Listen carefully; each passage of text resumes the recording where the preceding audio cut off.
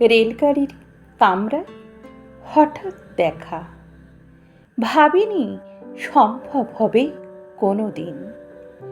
আগে ওকে বারবার দেখেছি লাল রঙের শাড়িতে, ডালিম ফুলের মতো রাঙা।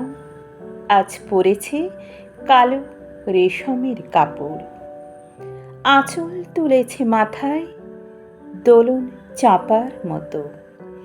চিকন গৌর মুখখানি ঘিরে মনে হলো কালো রঙের একটা গভীর দূরত্ব ঘনিয়ে নিয়েছে নিজের চারিদিকে, যে দূরত্ব সর্ষে ক্ষেতের একেবারে সীমানায় শালবনের নীলাঞ্জনে।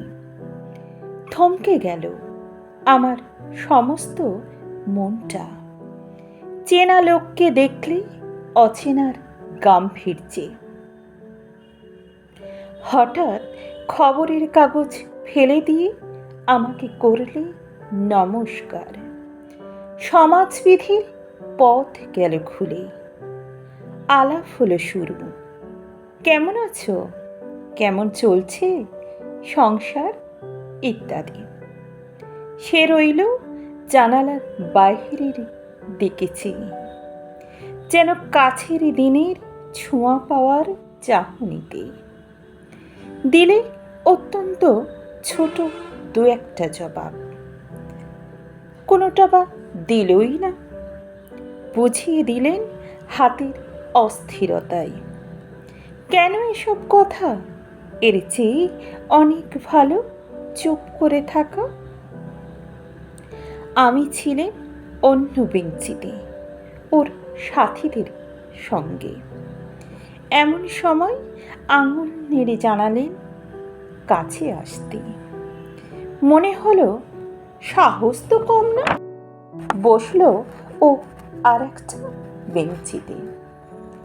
গাড়ির আওয়াজের আড়ালে বলল মৃদুস্বরে, কিছু মনে করো না। সময় কোথা সময় নষ্ট করবার? আমাকে নামতে হবে পরের স্টেশনে। দূরে যাবে তুমি, দেখা হবে না আর কোনো দিন। তাই যে প্রশ্নটার জবাব এতকাল থেমে আছে শুনব তোমার মুখে। সত্য করে বলবে তুমি? আমি বললেন বলবো। বাহিরের আকাশের দিকে তাকিয়ে শুধালো, আমাদের গেছে যেদিন সে কি একেবারেই কি গেছে? কিছুই কি নেই বাকি? একটু রইলেন চুপ করে, তারপরে বললেন, রাতের সব তারাই আছে দিনের আলোর গভীরে। খটকা লাগলো, কি জানি বানিয়ে বললেন নাকি।